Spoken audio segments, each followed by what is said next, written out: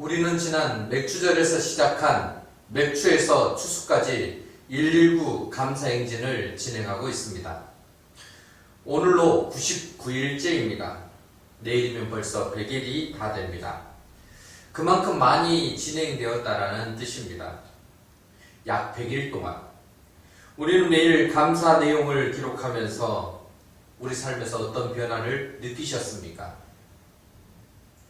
저는 이번 감사행진을 진행하면서 기억에 남는 일이 하나 있습니다. 감사행진을 하면서 한 달 정도 지난 8월 어느 날이었습니다.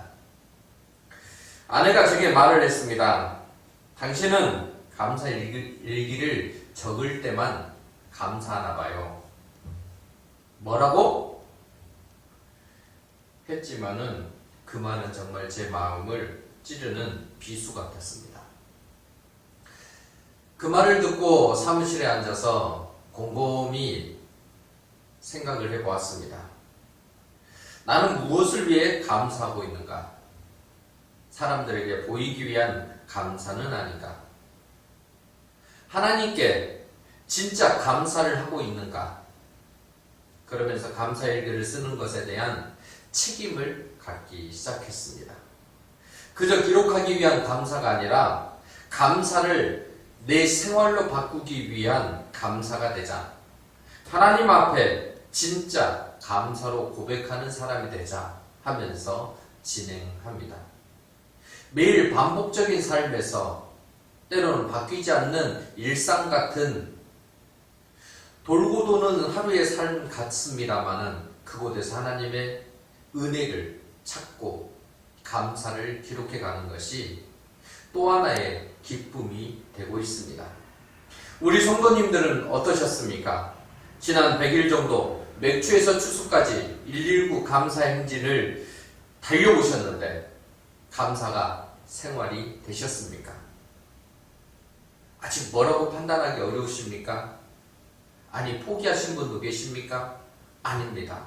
우리에게는 아직 3주가 남았습니다. 3주면 감사를 생활로 바꾸기에 충분합니다. 진심으로 마음을 다해서 감사를 표현하고 감사의 고백을 시작해 보십시다. 우리가 주님을 의지하고 감사로 살아갈 때 하나님은 우리의 삶을 분명히 바꾸어 주실 것입니다. 2005년부터 서울역 뒤편 중림동에서 노숙인 무료 식사를 진행하고 계시는 소중한 사람들 대표 유정옥 사모님이 계십니다.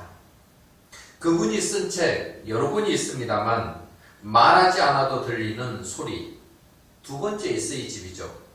그분이 쓴 책 내용 중에 나보다 더 무겁느냐라는 제목의 에세이가 있습니다.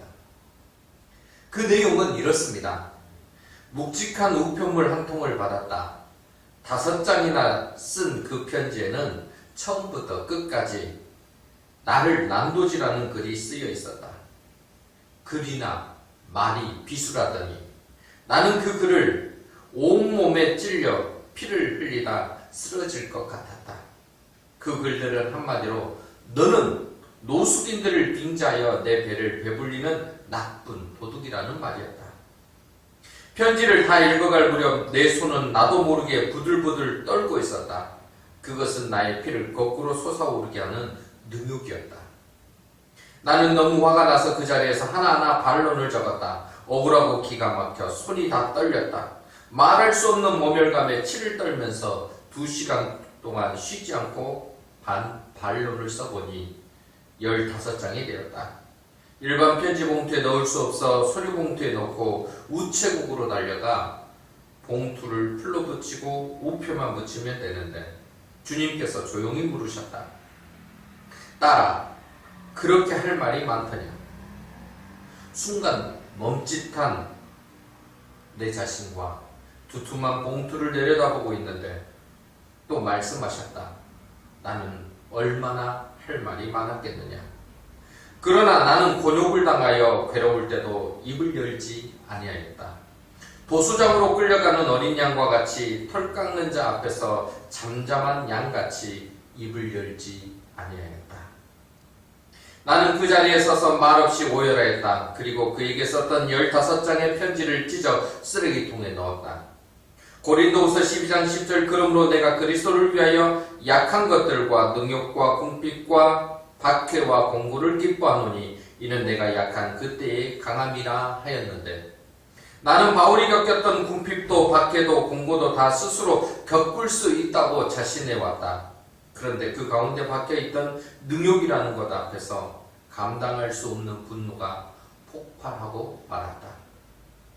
주님은 가장 자부심을 가졌던 일이 여지없이 무너져 내릴 때도 변명할 말이 많아 수백 장에 달할 때에도 그 능욕을 참아내는 정도가 아니라 그 능욕을 기뻐해야 한다고 하셨다.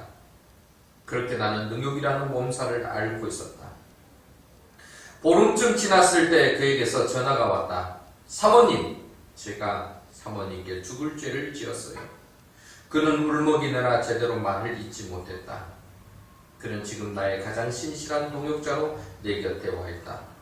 바울은 그의 동역자인 브리스가와 아굴라에게 그들은 내 목숨을 위하여 자기들의 내목까지 내놓았다고 소개했다. 그는 나에게 있어서 브리스가와 아굴라 같은 동역자가 되었다.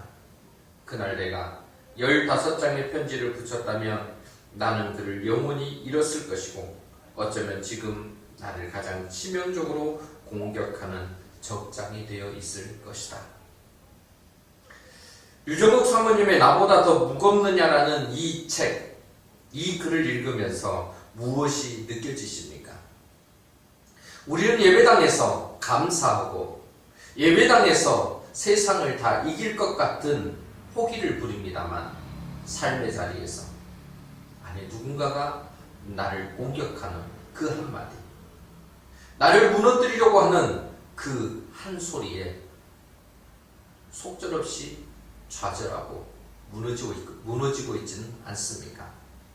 아니 일상에서 감사를 더 많이 내야 되는데 일상의 삶에서 우리는 감사가 아닌 무너지고 오히려 남과 다투고 분쟁하는 모습을 더 많이 보이고 있는 것은 아닙니까? 어쩌면 우리는 예배를 드릴 때만 감사하는 사람인지 모릅니다. 사실 예배를 드릴 때 우리는 감사할 수밖에 없습니다. 예배를 통해 하나님과 연결되는데 우리가 하나님과 연결되면 하나님의 은혜가 우리에게 부어지기에 우리는 감사할 수밖에 없습니다. 그런데 일상의 삶에서 감사가 잘 되지 않는다면 일상에서 우리는 하나님과 연결이 잘 안 되고 있다는 증거입니다. 그렇게 사도 바울은 우리에게 범사에 감사라고 말하고 있습니다. 매일 매 순간마다 예배를 드릴 때만이 아니라 어느 일정한 시간만이 아니라 범사에 감사라고 명령한 것입니다. 일상에서 감사가 몸에 밴 사람은 예배는 말할 것도 없이 감사할 것입니다. 아니 일상에서 감사가 넘치는데 우리의 삶이 안 될 리가 없습니다. 지금 나의 감사는 어디에서 이루어지고 있습니까?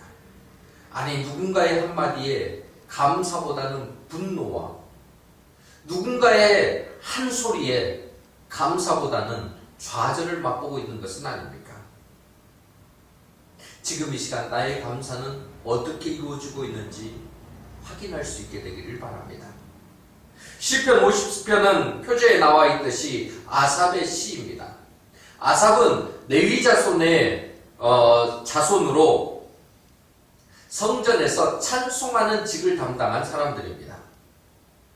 이 사람, 그 성전에서 찬송을 담당했던 아삽은 시편에서 여러 편을 기록을 하고 있는데 오늘 시편 50편에서는 예배의 목적과 본질에 대해서 노래하고 있습니다. 아삽은 전능하신 하나님께서 자기를 예배할 자들을 찾고 계시고 세상 모든 곳에서 부르시고 계신다라고 시작하고 있습니다. 1절 보시면 전능하신 이 여호와 하나님께서 말씀하사 해 돋는 데에서부터 지는 데까지 세상을 부르셨도다. 이 말은 공간적으로 모든 땅에 속한 것들, 이 모든 것들이 하나님께 나와야 된다는 것이고 시간적으로는 해가 뜰 때부터 해가 지는 아침부터 저녁까지 모든 시대에 속한 피조물들이 다 부름을 받았다라는 말입니다. 부름받은 자들에게 하나님께서는 빛과 불과 광풍으로 나타내 주십니다.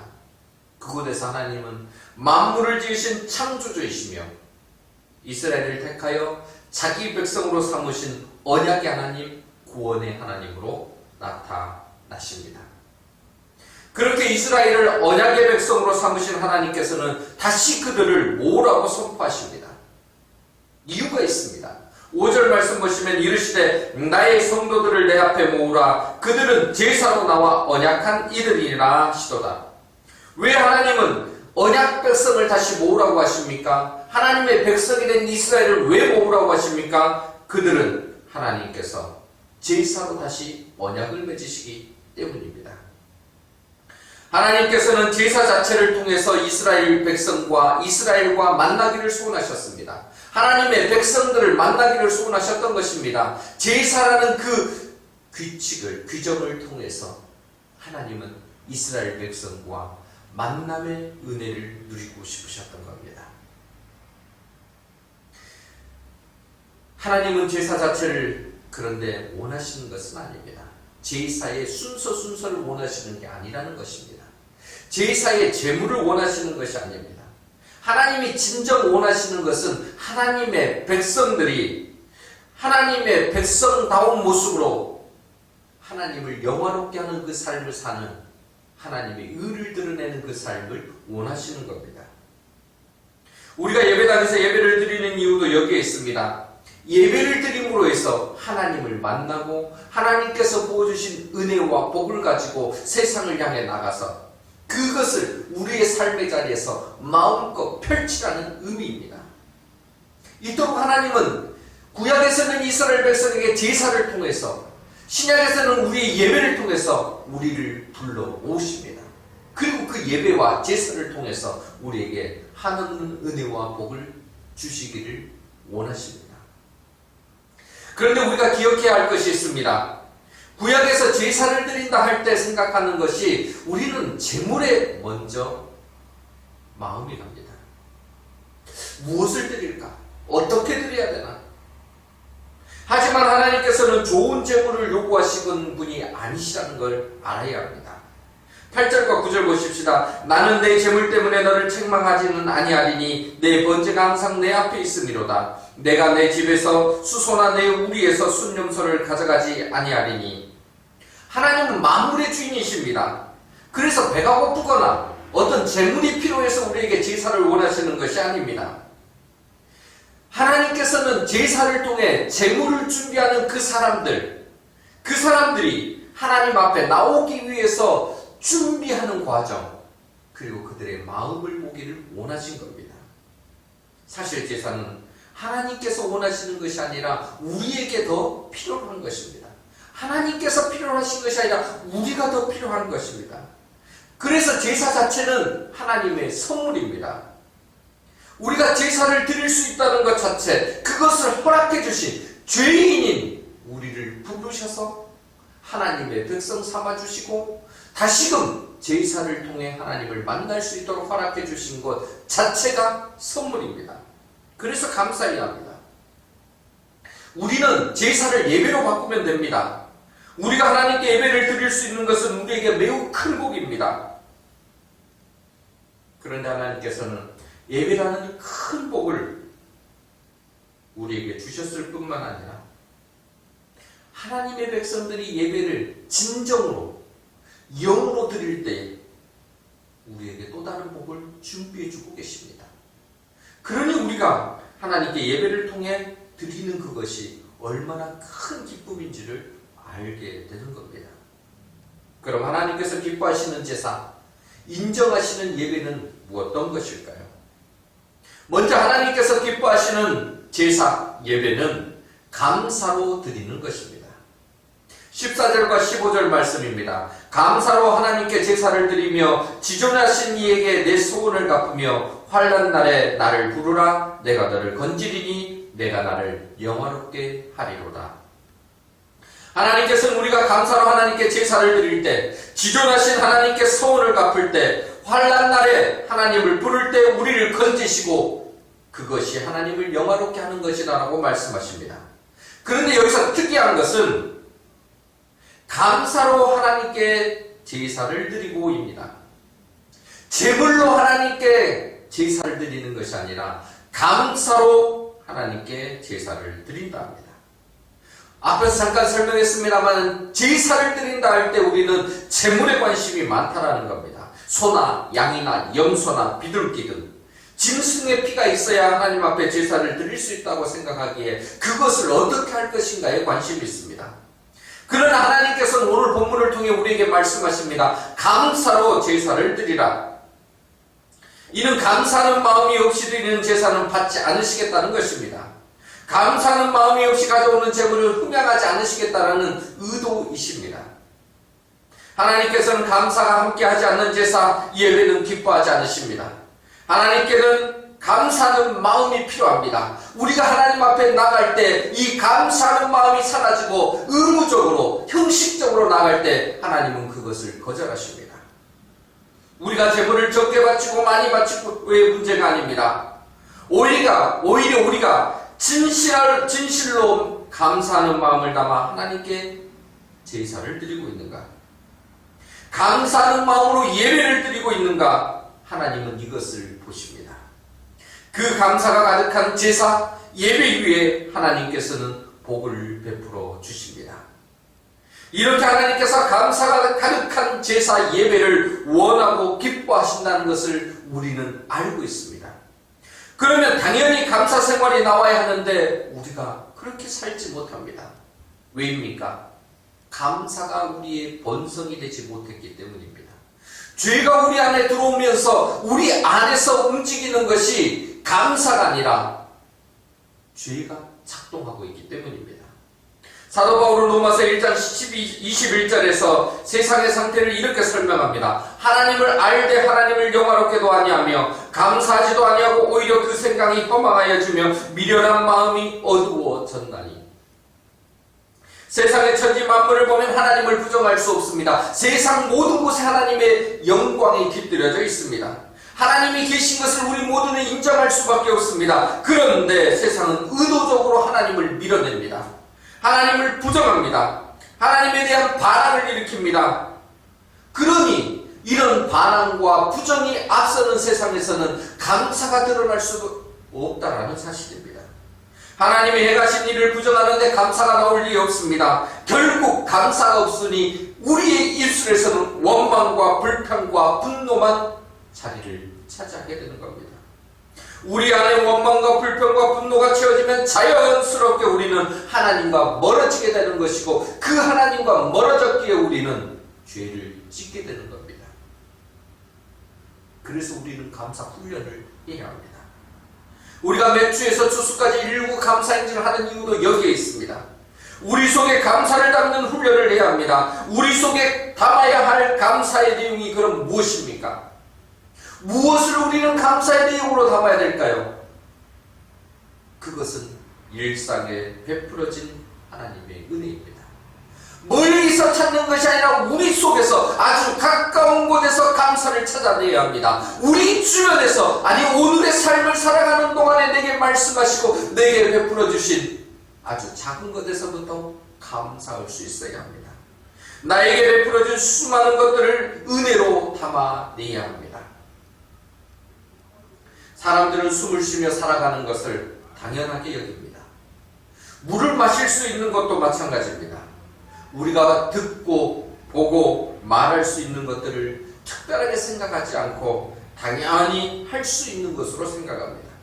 매일매일 아침에 태양이 떠오르고 달이 떠오르는 것을 보며 하늘에 떠있는 이것들을 의심한 적이 없습니다. 우리 심장이 언제 멈출 줄도 모르는데 심장이 뛰고 있는 것 또한 당연히 여깁니다. 우리가 주일이면 예배당에 와서 함께 예배드리는 것도 그렇게 생각합니다. 그런데 그 진짜 이 모든 것이 당연한 일들입니까? 우리가 지금 누리고 있는 매일의 삶들은 하나님의 은혜요 기적임을 아셔야 합니다. 코로나19를 통해 이것을 잘 우리는 느끼고 있습니다. 코로나19로 인해 우리는 불편한 것들이 너무나 많아졌습니다. 언제나 마스크를 써야 하고 들어가는 곳마다 출입 체크와 손소독을 해야 합니다. 모이는 것도 자유롭지 못합니다. 어디를 가고 싶어도 마음대로 가지 못합니다. 보고 싶은 것이 있어도 보지 못하는 일상이 되었습니다. 더구나 함께 먹고 마시고 웃고 떠드는 일이 거의 불가능해졌습니다. 코로나19로 인해 이처럼 많은 것이 변하다 보니 이전에 당연하다고 생각했던 것들이 얼마나 감사한 것이었는지를 알게 되었습니다. 우리가 누리는 일상의 삶이 당연한 것이 아니라 은혜요 감사임을 고백해야 합니다. 지금 우리가 코로나19로 감염되지 않고 이렇게 예배드릴 수 있는 것만 해도 얼마나 큰 은혜입니까? 우리는 이런 일상 속에서 베풀어 주신 하나님의 은혜를 기억할 수 있어야 합니다. 그리고 그것이 반복의 삶이 이루어진다 할지라도 그것을 다시금 매일 오늘의 삶에서 감사할 수 있어야 합니다. 그때 감사가 습관이 되고 감사의 표현이 자연스러워질 수 있습니다. 우리가 일상에서 베풀어진 은혜를 기억하지 못하고 자꾸 특별한 은혜, 남이 갖지 못한 은혜만을 구한다면 우리는 감사의 사람이 될 수 없습니다. 왜냐하면 특별한 은혜, 그것은 우리 일생 가운데서 한 번, 두 번 있을 정도이지. 이 땅의 삶에서 그것만을 구하고 있다면 우리가 걸어가는 인생이, 우리가 살아가는 인생의 시간이 얼마나 아깝겠습니까? 굳이 우리가 특별한 은혜를 구한다면, 특별한 은혜를 기억하기를 소원한다면 이것이 되어야 합니다. 아니, 이것은 평생도록 구해야 되는 것이고 잊지 말고 간직해야 됩니다. 바로 내가 예수 그리스도를 믿음으로 하나님의 자녀가 되어 구원받았다는 사실과 구원의 감격에서 내가 떨어지지 않고 예수님과 꼭 붙어 살아야겠다라는 이 내용을 잊지 마십시오. 우리가 구원의 감격에 젖어 있다면 우리의 입에서는 감사가 끊어지지 않을 것입니다. 죄인인 우리가 구원을 받았으니 단순히 구원받은 정도가 아니라 하나님의 자녀가 되었으니 예수님께서 행하신 십자가 사역이 얼마나 고맙고 감사합니까? 말로 형용할 수 없을 만큼 귀하고 복된 것입니다. 그러니 마음속에서부터 감사가 흘러나오게 되어 있습니다. 구원의 감격을 잊지 않는 사람은 감사가 일상이 될 수밖에 없는 것이고 이 일상이 된 감사가 우리의 삶을 더 풍요롭게 만들어 줄 것입니다. 우리의 예배가 하나님께서 기뻐하시는 것이 되려면 이처럼 일상에서 베풀어 주신 은혜를 기억하는 감사와 무엇보다 구원의 감격에 넘치는 감사가 마음 깊은 곳에서부터 흘러나와야 합니다. 날 구원하신 주 감사, 모든 것 주심 감사, 지난 추억이 내 감사, 주 내 곁에 계시네. 향기로운 봄철의 감사, 외로운 가을날 감사, 사라진 눈물도 감사, 나의 영혼 평안해. 우리에게 이런 감사가 언제나 넘치기를 소원합니다. 구원의 감격과 일상에서 누리는 모든 것에 감사함으로 이 감사의 은혜들로 말미암아 하나님 앞에 기뻐하시는 우리 하나님 앞에 온전한 예배를 드리며 일상의 삶에서 감사가 흘러나오는 우리 모두가 되기를 간절히 부탁드립니다. 둘째, 하나님께서 기뻐하시는 제사 예배는 하나님의 자녀답게 삶으로 드리는 것입니다. 하나님의 자녀답게 삶으로 드리는 것. 시편 50편 후반부는 하나님께서 악인들에게 하시는 말씀입니다. 그런데 여기서 악인은 어떤 특정한 악인을 이야기하는 것이 아니라 하나님을 믿는다고 하면서도 불법을 행하는 모두를 이야기하는 겁니다. 그러니 우리를 향해서 하는 말씀이기도 합니다. 하나님께서는 악인들이 하는 행동을 다 보고 계셨습니다. 안 보고 계신 것 같지만 하나님은 우리의 행위들을 모두 다 기억하시고 그것들을 일일이 체크하십니다. 16절 보십시다. 악인에게는 하나님이 이르시되 내가 어찌하여 내 율례를 전하며 내 언약을 내 입에 두느냐. 악인은 겉으로는 경건한 척했습니다. 그래서 하나님께서 악인에게 물으십니다. 내가 어찌하여 내 율례를 전하며 내 언약을 내 입에 두었느냐. 겉으로는 하나님을 믿는 사람인 기체하면서 신앙인 행세를 하고 살지만은 아니라는 것입니다. 너 그렇게 사는 건 아니라고 말씀하십니다. 17절 이하를 보시면 악인의 실상이 공개되어집니다. 그들은 교훈을 미워하는 사람이었으며 하나님의 말을 뒤로 던졌습니다. 도둑을 보았으면 그들을 잡아야 하는데 그들과 연합한 사람들이었습니다. 간음을 행했고 그들과 동료가 되었습니다. 입을 악에게 내어주었으며 혀로 거짓을 꾸몄습니다. 앉아서 형제를 공박했고 어머니의 아들을 비방했습니다. 이런 악인들의 행위에 대해서 하나님께서는 계속 보고만 계시는 것이 아닙니다. 때가 되면 하나님께서는 악인을 책망하시고 그 죄를 다 드러내십니다. 21절 말씀 보시면 내가 이 일을 행하여도 내가 잠잠하였더니 내가 나를 너와 같은 줄로 생각하였도다. 그러나 내가 너를 책망하여 내 죄를 내 눈 앞에 낱낱이 드러내리라 하시는도다. 하나님께서 침묵하고 계시니까 악인들은 자신이 하나님이라고 된 것처럼 아나무인으로 행동했습니다. 결국 하나님께서는 악인이 지은 죄를 낱낱이 드러내십니다. 그리고 진실로 회개하지 않은 죄에 대해서는 하나님께서 반드시 심판하시겠다고 말씀하십니다. 22절 말씀 보시면 하나님을 잊어버린 너희여 이제 이를 생각하라. 그렇지 아니하면 내가 너희를 찢으리니 건질 자 없으리라. 하나님을 잊어버리면 누구나 악인이 될 수 있고 그런 악인에 대해서 하나님께서 심판하시는데 무섭습니다. 내가 너희를 찢으리니 건질 자 없으리라. 우리가 그리스도인답게 살지 않고 악인과 같은 모습을 보인다면 이런 심판이 우리를 기다리고 있음을 알아야 합니다. 우리가 예배당에서 예배를 드릴 때는 하나님이 계신 것 같이 살지만 예배당을 떠나 우리가 딛고 있는 삶의 현장으로 나오면 하나님 없이 살아가는 그 모습, 하나님을 기억하지 못하는 그 모습 안 된다라는 말씀입니다. 물론 세상 속에서 바쁘게 살다 보니 간혹 하나님을 잊어버릴 때가 있습니다. 그래서 하나님을 믿는다 하면서도 나도 모르게 범죄하는 경우가 있습니다. 악인처럼 행동할 때가 있습니다. 하지만 이런 악한 모습으로 인해 자꾸 하나님을 기억하지 못하고 하나님으로부터 멀어진 삶을 산다면 우리 모두는 정신을 차려야 합니다. 시험 보는데 정신을 차리는 게 아니라 어떤 계약을 하기 위해서 정신을 차리는 것이 아니라 내 업무를 보는 데만 정신을 차리는 것이 아니라 모든 삶 가운데 하나님과 함께하고 있는지, 내가 이 삶을 통해서 하나님을 영화롭게 하는 것인지, 내가 삶의 자리에서 그리스도인다운 모습을 살고 있는지 그렇지 않는지 정신을 차려야 한다는 것입니다. 나를 구원해 주신 하나님, 나를 사랑하시는 하나님, 그리고 내가 곁길로 가기를 원하지 않으시는 하나님께서 나를 보고 계시기 때문입니다. 여러분, 나를 보시는 하나님이 내 앞에 계신다는 사실을 기억하고 정신을 차려야 합니다. 예배당 안에서만 하나님과 동행하는 태도를 갖는 것은 아닙니다.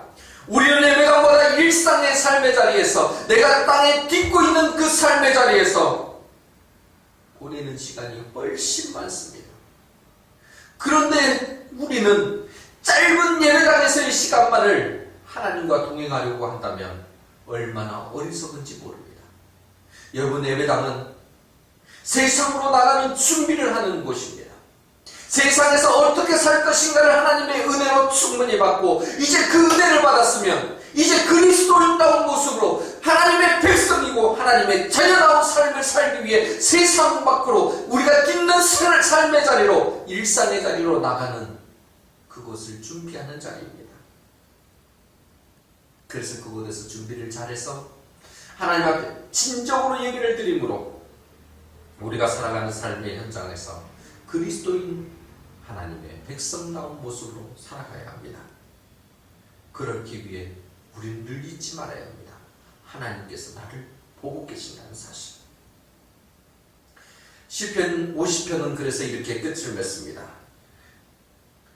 감사로 제사를 드리는 자가 나를 영화롭게 하나니 그의 행위를 옳게 하는 자에게 내가 하나님의 구원을 보이리라.